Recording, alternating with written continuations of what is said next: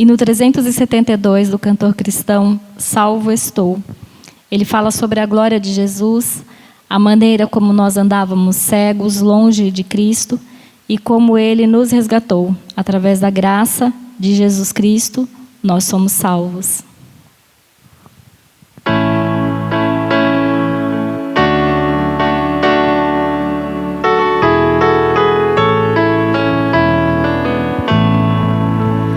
Glória a Jesus, sim, ao Filho de Deus, o bom Salvador que nos veio dos céus. Estávamos mortos, mas Ele chegou e do pecado nos ressuscitou. Salvo, salvo, eu salvo das penas eternas já sou. Salvo, salvo, pela graça de Cristo Jesus, salvo estou.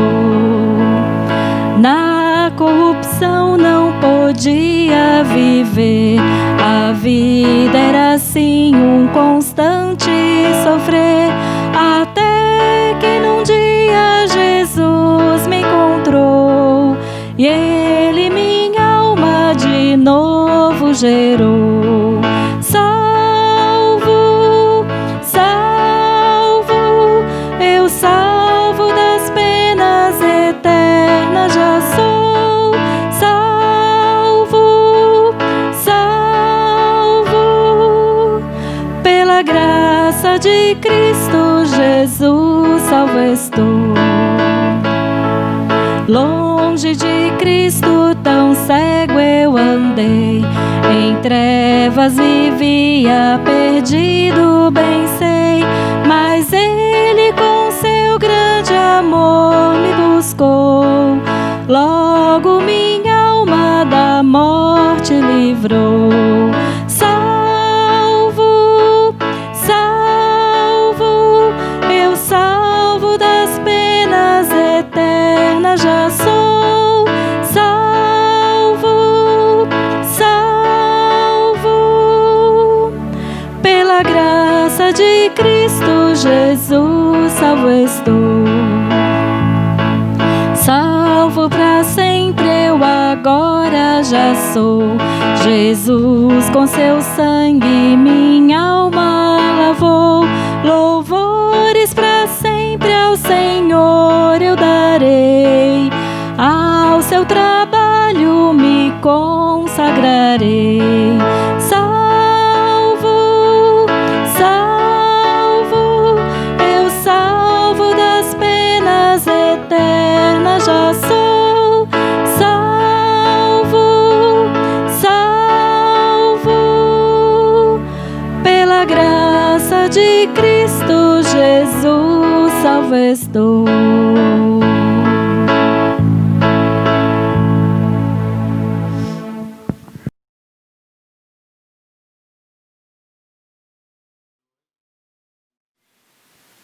Boa noite, estamos iniciando mais uma vez o nosso culto ao nosso Deus. Agradecemos a Ele por essa oportunidade de termos condições de, mesmo vivendo esse tempo que nós estamos vivendo, poder meditar, poder refletir na palavra de Deus. E nós pedimos a Deus que nos abençoe, nos ajude, irmãos e irmãs e amigos que podem ser alcançados, aqueles que vão participar, estão participando conosco pela internet, aonde Deus nos permite chegar. Nós louvamos a Deus por essa oportunidade e pedimos que Deus nos abençoe, nos ajude na reflexão da sua palavra. Quero pensar com vocês nesta noite sobre o Salmo 91, o salmo conhecido, um salmo que muitas pessoas interpretam ele de forma equivocada, sem considerar o contexto, e eu quero que Deus nos ajude, peço que o Senhor nos abençoe, nos ajude na compreensão deste salmo e também no contexto em que ele foi escrito. Salmo 91, e a ideia é trabalharmos todo o salmo na divisão do texto, e pensando na segurança daquele que se refugia em Deus. E o salmista, quando escreve este salmo, ele tem no coração um grande desejo de enaltecer a pessoa do Senhor. E a gente não sabe muito bem quem foi o salmista escritor, mas há fortes indícios de que o escritor foi Moisés e que o salmo foi escrito durante os 40 anos em que o povo viveu no deserto. Há várias referências no texto que levam a gente para Êxodo, a Páscoa, e também a primeira Páscoa, e também o período em que o povo viveu no deserto e o abrigo de Deus sobre o povo durante os 40 anos que eles viveram no deserto. Essa é uma das hipóteses que Dr. Russell Shedd fala que provavelmente este salmo foi escrito por Moisés e também na época em que eles estavam peregrinando pelo deserto durante os 40 anos que eles estavam saindo do Egito, a saída, o êxodo do povo do Egito. Vamos ler o salmo então, para que a gente possa meditar e pensar naquilo que o salmista declarou nesse salmo. Aquele que habita no esconderijo do Altíssimo, à sombra do Onipotente descansará. Direi do Senhor, Ele é o meu Deus, o meu refúgio, a minha fortaleza, e nele confiarei, porque Ele te livrará do laço do passarinheiro e da peste perniciosa. Ele te cobrirá com as suas penas, e debaixo das suas asas estarás seguro. A sua verdade é escudo e broquel. Não temerás espanto noturno, nem seta que voe de dia, nem peste que ande na escuridão, nem mortandade que assole no meio-dia. 1000 cairão ao teu lado e 10.000 à tua direita. Tu não serás atingido. Somente com os teus olhos olharás e verás a recompensa dos ímpios, porque tu, ó Senhor, és o meu refúgio, o Altíssimo é a tua habitação. Nenhum mal te sucederá, nem praga alguma chegará à tua tenda, porque aos seus anjos dará ordem a teu respeito, para que guardem em todos os teus caminhos.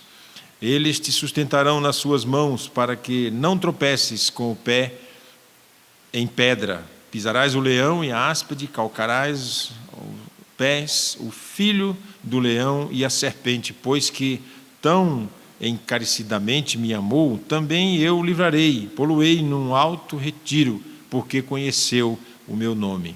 Ele me invocará e eu lhe responderei. Estarei com ele na angústia, livrá-lo-ei e glorificarei, dar-lhe-ei abundância de dias e lhe mostrarei a minha salvação. Vamos orar. Senhor, nós te louvamos e te agradecemos pela beleza deste salmo, porque a tua palavra nos edifica, nos conforta, nos consola e nos traz segurança. E nós, com certeza, confiamos no teu poder, na tua provisão, no teu livramento, e confiamos, ó Deus, que perto do Senhor, que caminhando com o Senhor, que nos abrigando no Senhor, nós estaremos seguros. Nós te louvamos e te agradecemos, em nome de Jesus. Amém. Este é um salmo e muitas pessoas o têm como uma espécie de amuleto, uma espécie de o salmo que nos traz proteção. E esse é um salmo parecido com o Salmo 23, em que a gente encontra ele com a Bíblia aberta em várias repartições públicas, em algumas casas, e as pessoas sempre acham que este salmo aberto, a Bíblia aberta no Salmo 91, ela de certa forma espanta algum tipo de problema, de dificuldade, de tribulação, e traz, por conta da Bíblia estar aberta neste salmo, uma certa segurança para o ambiente, para a casa, para o lugar onde a Bíblia está aberta no Salmo 91. Muitas pessoas têm esse salmo como uma espécie de uma proteção por ele mesmo. Então, é como se fosse uma carta, uma garantia de que nada de mal vai acontecer, porque essa carta foi assinada por Deus. Uma espécie de, alguns chegam a chamar de uma apólice de seguro contra qualquer tipo de problema ou dificuldade que possa acontecer. Então, é mais ou menos assim, eu estou com o Salmo 91, e nenhum mal vai acontecer, porque o texto fala sobre isso, e algumas referências colocam evidências aqui no texto de que nenhum mal sucederá, praga alguma chegará à nossa tenda, não precisamos ter medo de nada disso, porque há uma garantia de que essas coisas não vão acontecer. E quando a gente olha para o cenário cristão, para a Bíblia, para toda a história da Bíblia, a gente vai ver a primeira morte acontecendo e qual o motivo que levou Abel a morrer. Deus pediu para Abel um culto, e uma oferta, e um culto, e pediu também para Caim. E quando este culto termina, ele termina com a primeira morte, e uma morte chamada de fratricídio, quer dizer, um irmão matou outro irmão. E a gente fica pensando, se praticamente Abel não fez nada errado, ele fez aquilo que Deus tinha pedido, ele fez a vontade de Deus, por que Abel morreu e ainda foi morto pelo seu próprio irmão? E no dia seguinte, quando Deus aparece para Caim, Deus pergunta: Caim, aonde está o teu irmão? Deus sabia exatamente onde Caim estava, Deus sabia que Caim havia matado Abel, Deus sabia onde Abel estava. Então Deus faz a pergunta para Caim, e Caim responde cinicamente dizendo: porventura sou eu o guardador do meu irmão?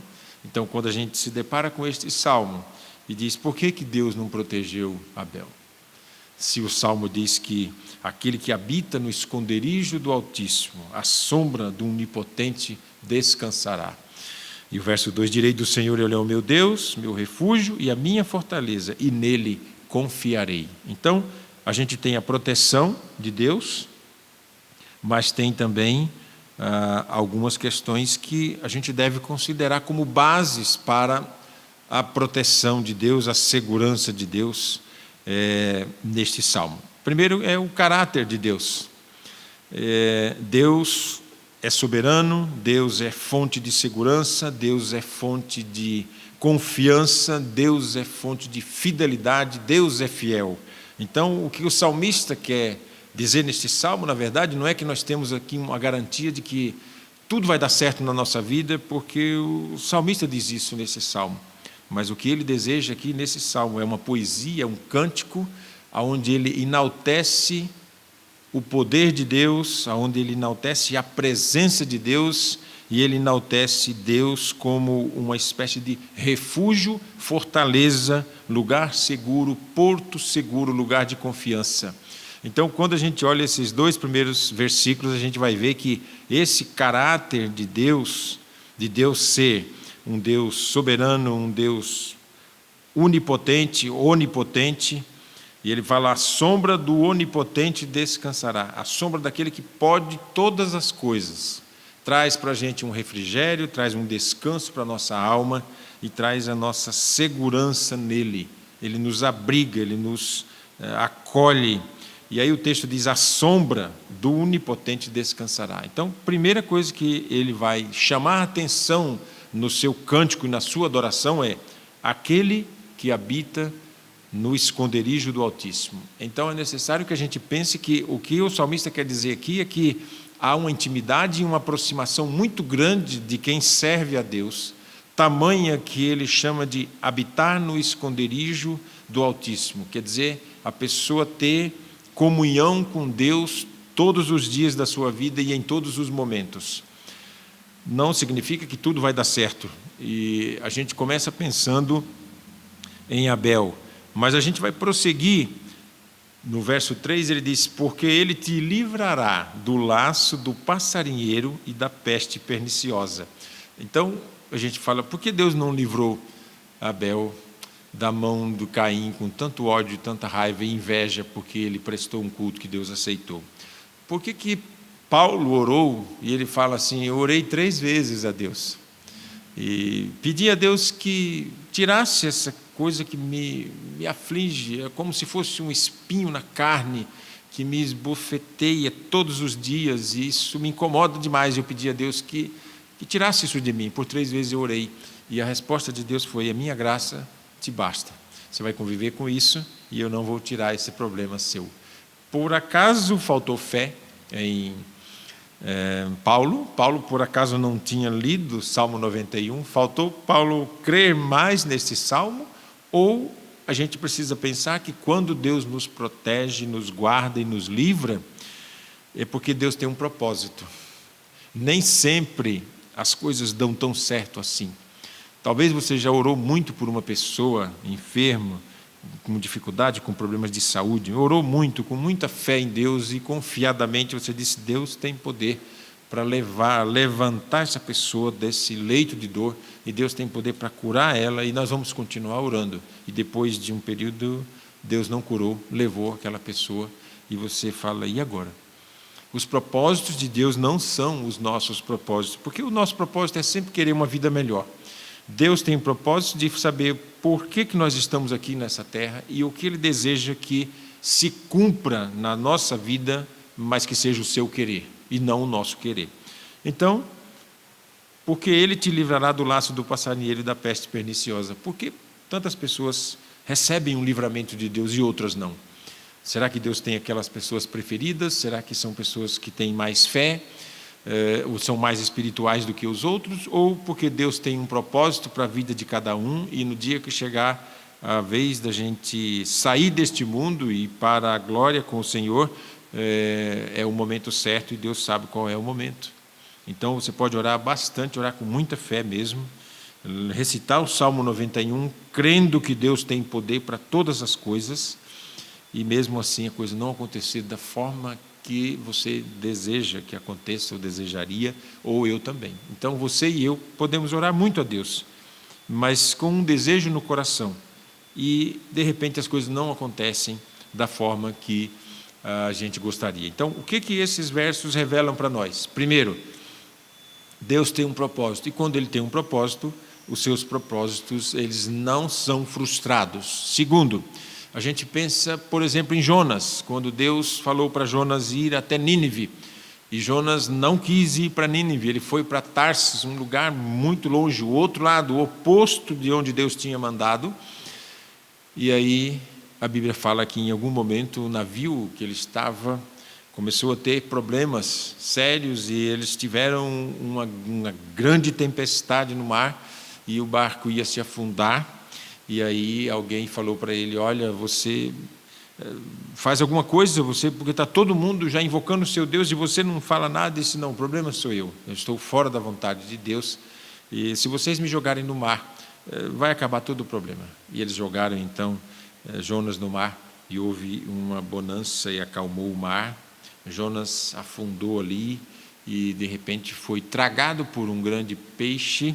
E em algum momento da história, você vai se deparar com Jonas no ventre do peixe. E a Bíblia fala que ele ficou 3 dias e 3 noites ali, no ventre do peixe, e a gente não sabe como é ficar no ventre de um peixe e sobreviver durante 3 dias e 3 noites. Deus tem um propósito, e quando Ele tem um propósito, o seu propósito não vai se frustrar, e não vai ser frustrado de maneira nenhuma. E até que aquele peixe lança Jonas na praia, e ele volta para Nínive, vai pregar em Nínive, e ele escapa da morte de Deus, dá um livramento para ele. Mas qual era o propósito de Deus? Que uma cidade inteira fosse salva, e a forma e o meio pelo qual essa cidade seria salva é a mensagem que Jonas ia transmitir a esta cidade. E olha que não foi uma mensagem assim muito gostosa de ouvir. Jonas convoca todo o povo e sobe num lugar onde ele poderia ser ouvido, passa na cidade, anda e disse para todas as pessoas dali: daqui 40 dias, se vocês não se converterem, se vocês não mudarem de vida, não se arrependerem, vocês vão morrer, todos vocês. Essa foi a mensagem de Jonas. Ele não aliviou muita coisa, não usou palavras agradáveis, mas o propósito de Deus era que esta mensagem chegasse até o povo de Nínive, a cidade de Nínive, que era violenta, corrupta, perigosa, já tinha matado alguns profetas. E aí Jonas não queria que aquele povo com tanta maldade fosse salvo por Deus. Então, Deus tem um propósito. Jonas então foi salvo. A salvação que o texto traz aqui não está falando da salvação da alma, mas está falando, de fato, de uma salvação de uma situação onde você está em perigo, você corre risco de morte, e Deus, então, salva você, dá um livramento para você, protege, cuida e guarda você e traz você em segurança. Então, quando a gente pensa aqui, a gente pensa primeiro, a base da segurança primeiro está no caráter e no cuidado de Deus. Do verso 3 ao verso 8 ele vai falar isso. Verso 4 diz, ele te cobrirá com as suas penas e debaixo das suas asas estarás seguro. A sua verdade é escudo e broquel. Então, a primeira coisa que você tem que pensar é que esse texto nos transporta para Mateus, lá em Mateus capítulo 24, onde ele vai falar sobre essa questão do cuidado de Deus e do Senhor querer cuidar daquele povo, do povo de Jerusalém, onde ele fala assim, olha, Jerusalém, Jerusalém, quantas vezes eu quis guardar vocês e acolher vocês, ajuntar vocês debaixo das asas, assim como a galinha faz com os seus pintinhos, né? Então, a ideia aqui não é que o Senhor tem asas para proteger, mas é uma simbologia de como há um cuidado e um amparo de Deus. E ele diz, ele te cobrirá com as suas penas debaixo das suas asas, estarás seguro, a sua verdade é escudo e broquel. Então, aqui não quer dizer que Deus vai proteger em todos os momentos da nossa vida, mas que Ele tem poder para isso. Muitas vezes a gente não entende algumas questões, algumas coisas relacionadas a Deus. Então a gente tem que dizer, Senhor, eu não entendo essas coisas, mas eu confio que o Senhor pode. Eu não entendo essas coisas, mas eu vou confiar no Senhor sempre, todo o tempo. Não temerás espanto noturno, nem seta que voe de dia, nem peste que ande na escuridão, nem mortandade que assole ao meio-dia. Então, aquele que habita no esconderijo do Senhor, aquele que tem comunhão com Deus todos os dias, Deus tira do coração dele todo o medo. E aqui a ideia é, não temerás, não tenha medo de nenhum tipo de situação que possa causar medo para você, porque você está muito perto de Deus, você está em comunhão constante com Deus todos os seus dias, você habita, você faz moradia, não há um momento da sua vida em que você está longe de Deus. É isso que o Salmo quer dizer, seja íntimo, viva a sua experiência de fé com Deus, mas não terceirize isso, não viva a experiência do outro, viva a sua. Verso 7, 1000 cairão ao teu lado e 10.000 à tua direita, mas tu não serás atingido. Somente com os teus olhos olharás e verás a recompensa dos ímpios. Essa é uma parte onde o Dr. Shedd coloca que provavelmente o povo viu o povo do Egito, todos aqueles egípcios mortos no mar. A Bíblia diz que eles olharam e viram os corpos boiando no mar. Significava no Mar Vermelho que Deus tinha feito eles olhar aquela multidão de pessoas. 1000 cairão ao teu lado, 10.000 à tua direita, mas tu não serás atingido. E o povo passou a seco, chegou do outro lado são e salvo. E a Bíblia fala que a sombra que conduzia o povo no Egito era uma sombra de dia e à noite uma coluna de fogo. Então, essa sombra do Onipotente tem a ver com aquele povo no Egito caminhando e aquela sombra, aquela nuvem que Deus providenciou para que eles pudessem ter a sombra por causa do calor do dia e à noite, por causa da temperatura que caía muito, uma coluna de fogo. Somente com os teus olhos olharás e verás a recompensa dos ímpios. Porque tu, Senhor, és o meu refúgio, o Altíssimo é a tua habitação. Nenhum mal te sucederá, nem praga alguma chegará à tua tenda. A confiança que nós temos é que o Senhor pode nos livrar de qualquer situação, desde que esteja nos seus propósitos. Não por causa da nossa oração que é forte, não porque a gente tem essa promessa no Salmo, mas porque o salmista quer enaltecer o Senhor, o seu poder, e diz: nenhum mal te sucederá, nem praga alguma chegará à tua tenda, se o Senhor não quiser, porque Ele tem poder para livrar-nos de qualquer situação como essa. Então a ideia é, eu vou confiar no Senhor, mesmo que isso não aconteça, porque Ele tem poder para isso. Porque aos seus anjos dará ordem a teu respeito, para te guardar em todos os teus caminhos. Deus tem poder para agir diretamente e tem os seus anjos que, com certeza, poderá dar ordem a nosso respeito, a respeito de qualquer pessoa em relação à sua proteção. Esse é o texto que Satanás usa para que o Senhor Jesus, quando ele foi tentado, para que ele de fato confiasse e se lançasse lá do prédio, do pináculo do templo e disse: olha, pode pular daqui que não tem problema nenhum, porque está escrito. Salmo 91, verso 11, Satanás usa esse texto para tentar o Senhor. Porque aos seus anjos dará ordem a teu respeito, para te guardar em todos os teus caminhos. Então, está escrito que o poder de Deus é soberano e que Deus tem poder para isso e que Ele pode dar ordem aos anjos para nos proteger. Porém, se isso não acontecer, nós vamos continuar louvando e adorando o Senhor, pelo que Ele é, pelo que Ele pode e não pelo que Ele faz. Faz a gente lembrar da oração de Abacuque. Abacuque diz: ainda que a figueira minta, ainda que tudo isso que aconteça de ruim para nós aqui, falte algumas coisas para nós, mesmo assim, ainda que tudo isso aconteça, eu continuarei louvando ao Senhor e servindo ao Senhor. É muito difícil louvar a Deus quando as coisas não acontecem da forma como a gente quer e a gente deseja, E do verso 14 até o 16, ele vai falar sobre o amor de Deus. E do 9 ao 13, a gente vai falar sobre as bênçãos da segurança e da proteção de Deus. Pisarás o leão e o áspide, verso 13, calcarás aos pés o filho do leão e a serpente. E o 14 e até o 16 ele vai falar sobre o amor de Deus. Então, qual é a forma que Deus usa para nos proteger? O seu amor, a sua bondade, a sua misericórdia, não porque merecemos, mas porque Ele é amoroso para conosco. Pois que tão encarecidamente me amou, também eu o livrarei, pô-lo-ei num alto retiro, porque conheceu o meu nome. Ele me invocará e eu lhe responderei, estarei com ele na angústia, livrá-lo-ei e o glorificarei.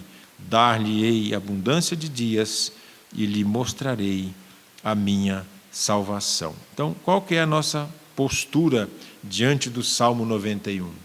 Para que a gente possa aplicar isso no nosso dia a dia e também entender aquilo que Deus quer de nós para a nossa vida. Então, primeira coisa, não use o Salmo 91 como um amuleto, como uma espécie de espanta tudo que for coisa mal, toda coisa ruim, mas use o Salmo para glorificar a Deus. O Senhor pode, o Senhor tem poder para todas as coisas, o Senhor tem poder de me livrar de todas as situações difíceis, mesmo que eu ande pelo vale da sombra da morte, como o salmista diz no Salmo 23, eu não vou ter medo porque o Senhor está comigo. Eu estou com o Senhor e o Senhor está comigo. O verdadeiro cristão, o verdadeiro servo do Senhor, o verdadeiro cidadão dos céus, ele é conhecido de Deus e ele conhece o seu Deus. Oséias fala que o povo peca por falta de conhecimento, mas ele diz, conheçamos e prossigamos em conhecer ao Senhor. Então, conhecer a Deus, andar com Deus, nos dá a segurança de que em qualquer situação o Senhor nos protegerá. Porém, o Salmo não deve ser usado como uma espécie de amuleto, fora do contexto. E a gente achar que tudo vai dar certo na nossa vida, e aí quando as coisas não dão certo, a gente volta-se para o Salmo e diz, mas está escrito aqui no Salmo, que nenhuma praga vai chegar à minha tenda. E isso Deus tem poder mesmo para me livrar, mas a ideia é que o nome do Senhor seja glorificado. A ideia é que, pensando no Salmo 91, e entendendo as belezas e também a proteção que esse Salmo traz para nós, significa que o Senhor será glorificado em todas as suas ações. E toda vez que a gente receber de Deus uma bênção, entenda isso como a misericórdia de Deus. Então, primeira coisa, não use o Salmo como amuleto. Segundo, quando recebemos de Deus um livramento, é por causa da sua misericórdia e por causa do seu amor. Terceiro, o poder disponível para nós, os crentes, é em Jesus Cristo. Não significa que a gente está imune às situações que acontecem no mundo. Porque Ele nos conhece, nós conhecemos o nosso Deus. E a gente precisa ter essa experiência com Deus, experiência direta. Quarto, saiba que Ele é misericordioso, Ele é amável, e nunca nos abandonará e nunca nos deixará. A palavra de Deus diz que o Senhor nunca nos deixará, nunca, não vos deixarei, nem vos abandonarei. Ore mais, e você com certeza receberá de Deus respostas de oração. Se você não orar, eu e você, se nós não orarmos, nós não teremos resposta de oração. Creia que Deus está trabalhando. Quinto, creia que Deus está trabalhando. Deus trabalha. A palavra de Deus diz em Isaías 64:4: jamais se viu, com os ouvidos se percebeu, um Deus que trabalhe além de ti por aqueles que nele esperam. Deus está trabalhando. Li um livro uma época chamado Deus Trabalha no Turno da Noite. Não há nenhum momento em que Deus pare de trabalhar. Sexto, Ele satisfaz com vida longa, e Ele pode nos dar vida longa e mostrar a sua salvação. Verso 16: dar-lhe-ei abundância de dias, e lhe mostrarei a minha salvação. Aqui o texto quer dizer que Ele pode nos livrar de situações difíceis por causa da sua misericórdia e do seu amor. Salvação aqui não é salvação da alma, não é a salvação pela fé em Cristo, mas é a salvação da situação. A situação difícil, às vezes enfermidade, às vezes dificuldades adversas, que Deus pode nos livrar e nos dar a salvação desta situação. E por último de tudo, as asas do Senhor, como Ele fala, é um lugar de abrigo, é um lugar de proteção, é como se fosse um amparo. E aí o Salmo 57, verso 1, ele diz assim: à sombra das tuas asas me abrigo, até que passem as calamidades. Se o Senhor me conhece, eu conheço o meu Senhor. Eu me sinto seguro, e debaixo das suas asas eu vou ficar esperando até que passem as calamidades, porque ali eu estarei seguro, amparado, protegido, porque o Senhor abriga e tem poder para abrigar, proteger, e a sua sombra nos traz descanso, e nos traz alívio, e nos traz segurança. Estarmos perto do Senhor, próximo do Senhor, nos traz alívio e segurança para as nossas almas. Deus nos abençoe e nos ajude a entender o Salmo 91 e não usá-lo fora de contexto e nem tão pouco como um amuleto, com a Bíblia aberta no Salmo 91, achando que só isso é suficiente para a nossa proteção, para a nossa salvação, dos perigos, das dificuldades, das lutas, mas que a gente seja pessoas que busquem a Deus e que seja íntimo dEle. O Senhor Jesus deseja salvar pessoas e conduzir essas pessoas em segurança ao descanso do Pai e à proteção que o Pai dá para os seus. Veja que o Salmo começa dizendo isso: aquele que habita no esconderijo do Altíssimo, aquele que é próximo, aquele que mora, aquele que está o tempo todo com o Senhor, à sombra do Onipotente, que tudo pode, descansará, sem medo e totalmente seguro, porque o Senhor está cuidando de cada um que nele confia e que nele espera e que habita no esconderijo do Senhor. Deus nos abençoe, uma boa noite e uma boa semana para vocês. Amém.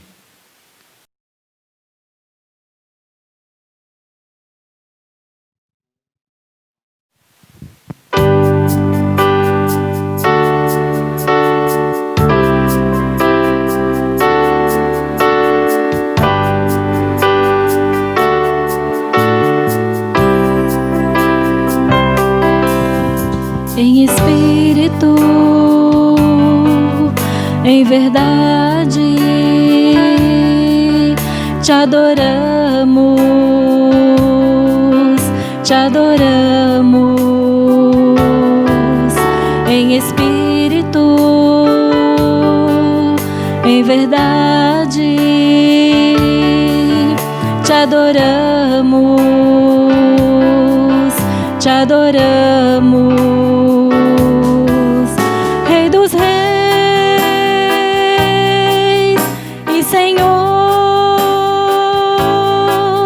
te entregamos nosso viver. Rei dos Reis e Senhor, te entregamos nosso viver pra te adorar, o Rei dos Reis. Foi que eu nasci, ó Rei Jesus. Meu prazer é te louvar, meu prazer é estar nos átrios do Senhor. Meu prazer é viver na casa de Deus, onde flui o amor. Em espírito, em verdade, te adoramos, te adoramos.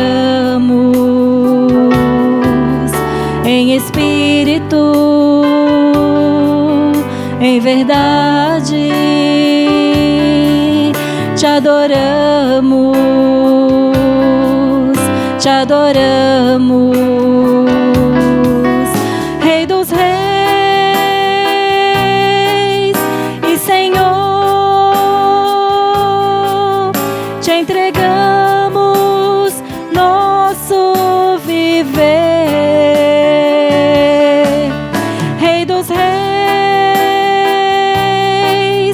e Senhor, te entregamos nosso viver pra te adorar, o Rei dos Reis. Foi que eu nasci, ó Rei Jesus. Meu prazer é te louvar, meu prazer é estar nos átrios do Senhor. Meu prazer é viver na casa de Deus, onde flui o amor. Pra te adorar, o Rei dos Reis. Foi que eu nasci, ó Rei Jesus. Meu prazer é te louvar, meu prazer é estar nos átrios do Senhor.